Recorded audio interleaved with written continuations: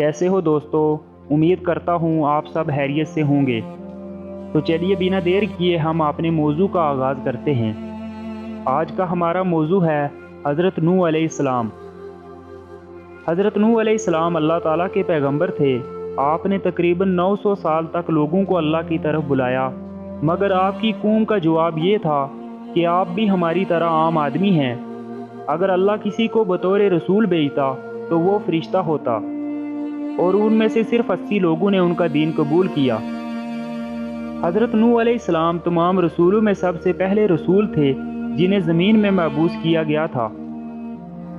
حضرت آدم علیہ السلام کے دنیا میں آنے کے بعد ان کی اولاد دنیا میں خوب پھلی پھولی، لیکن ایک مدت گزر جانے کے بعد وہ لوگ خدا کو بھول چکے تھے، اور ایک خدا کے بجائے انہوں نے مٹی اور پتھر کے کئی خدا بنا لیے تھے۔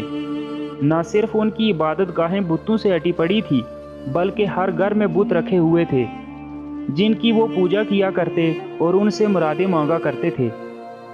حضرت نوح علیہ السلام نے اپنی قوم کو اللہ تعالیٰ کے احسانات جتلا کر سیدھے راستے پر چلنے کی تلقین کی، اور اس بری راہ سے منع فرمایا جس پر وہ چل رہے تھے، اور ان کو یہ بھی بتا دیا کہ اگر تم بتوں کو چھوڑ کر ایک خدا کی طرف رجوع نہ ہوئے تو تم پر عذاب نازل ہونے کا خطرہ ہے، اور کہا کہ مجھے اللہ نے تمہاری طرف اپنا رسول بنا کر بھیجا ہے۔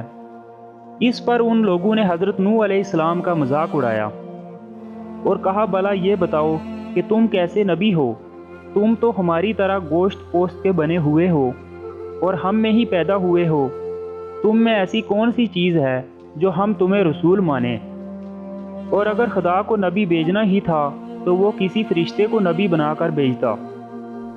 حضرت نوح علیہ السلام اپنی قوم کو اللہ تعالیٰ کے احسانات جتلائے اور کہا تم کو چاہیے کہ ان بیکار بتوں کی پرستش چھوڑ کر ایک خدا کی عبادت کرو، اور میں اس کی تم میں سے کوئی اجرت نہیں مانگتا، یہ تمہاری ہی بھلائی کے لیے ہے، یہ جو میں تم کو نصیحت کر رہا ہوں۔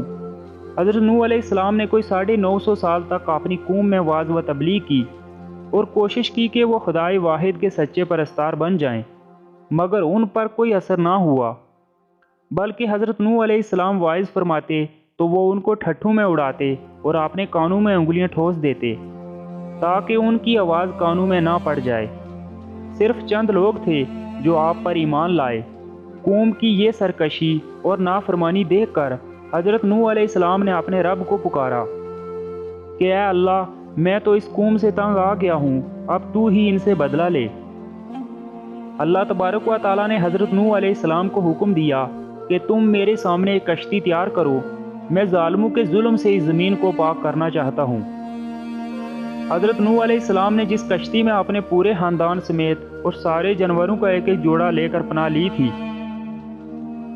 مختلف مذہبی روایات اور قرآن حکیم کے مطابق جب آپ کی عمر 950 سال ہو گئی اور آپ کی امت نافرمانیاں کر کے عذاب کی مستحق ٹھہری، تو اللہ نے آپ کو اپنے ارادے سے آگاہ فرمایا کہ میں دنیا کو طوفان سے تباہ کرنا چاہتا ہوں، اور انہیں یہ حکم دیا کہ اپنے خاندان اور مویشیوں کو بچانے کی خاطر ایک کشتی تعمیر کر لو۔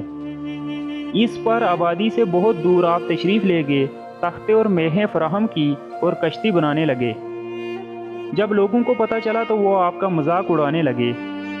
اسی طرح جب کشتی بن کر تیار ہو گئی تو آخر ایک روز اللہ کے حکم سے التنور ایک جگہ کا نام ہے، وہاں سے پانی ابلنا شروع ہوا اور بہت جلد روئی زمین پر پھیل گیا۔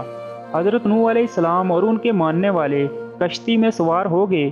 دیکھتے ہی دیکھتے تمام قوم تباہ ہو گئی، سوائے کشتی والوں کے کہ انہوں نے نسل انسانی کا دوبارہ آغاز کرنا تھا۔ قرآن میں آتا ہے کہ نوح علیہ السلام کو حکم ملا کہ ہماری آنکھوں کے سامنے اور ہماری وحی کے مطابق کشتی بنا، اور ان کے بارے میں مجھے کچھ نہ کہنا، جو ظالم ہیں غرق کیے جائیں گے، اور وہ کشتی بنانے لگا۔ اسی طرح بائبل میں اس کشتی کو عرق کہا گیا ہے۔ البنادی لکھتا ہے کہ اس کی تعمیر پر 2 برس صرف ہوئے تھے۔ اس میں 3 منزلیں تھیں۔ اس میں نوح علیہ السلام، ان کی بیوی، ان کے بیٹے اور بہویں اور وہ تھوڑے سے لوگ جو ان پر ایمان لائے تھے، ان کے علاوہ مختلف اقسام کے پرندے اور حیوانات بھی جمع کیے گئے تھے۔ اس کے بعد طوفان شروع ہوا اور آن واحد میں تمام علاقے کو اپنی لپیٹ میں لے لیا۔ हत्ता कि पहाड़ियाँ भी पानी में छुप गई। ये तूफान 40 दिन तक बराबर जारी रहा। कई माह तक कश्ती समुद्र में बहती रही और आखिर 7 माह के बाद कोई अरारत से जा लगी। कुरान में कोई जोदी का जिक्र है। अक्सर मुअर्रिखीन ने कोई जोदी को ही कोई अरारत कहा है। कदीम समीरी दास्तानों में जो उनकी मिट्टी की तख्तियों पर रकम की गई थी, उसमें जिलज मूस का और उसके तूफान का जिक्र है, जिसमें बताया गया है कि कश्ती की 6 मंजिलें और 7 दर्जे थे और हर मंजिल के 9 हिस्से, और यह कश्ती कोई नसर पर जा लगी। आज भी लोग कोशिश कर रहे हैं कि किसी तरह से कोई जोदी या अरारत पर चढ़कर कश्ती का पता लगाया जाए।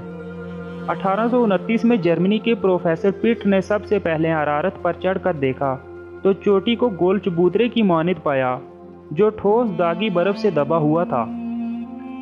एक हवाबाज का कहना है कि उसे बर्फ के नीचे बहुत दूर एक स्याह डब्बा दिखाई दिया है और शायद उसी में ही कश्ती है, लेकिन आज तक कोई इस कश्ती की खोज ना लगा सका कि वो कहाँ पर मौजूद है। और बाज़ लोगों का ये भी कहना है कि उन्हें कुछ आसार मिले हैं लेकिन कश्ती मौजूद नहीं थी। उनमें से एक मशहूर फ़िलासफ़र अल्फ्रेड का कहना है कि हज़ारों साल गुजर गए हैं और वो कश्ती लकड़ी की बनी हुई थी, तो कैसे ये मुमकिन है कि कश्ती अभी तक मौजूद हो। लेकिन कश्ती के मौजूद होने या ख़त्म हो जाने में कितनी हकीकत है, ये हम जानने से कासिर हैं। तो ये थी कुछ मालूमात हज़रत नूह अलैहिस्सलाम की मुख्तलिफ़ मज़ाहिब की किताबों से। मिलते हैं किसी अगली वीडियो में, तब तक के लिए खुदा हाफिज़।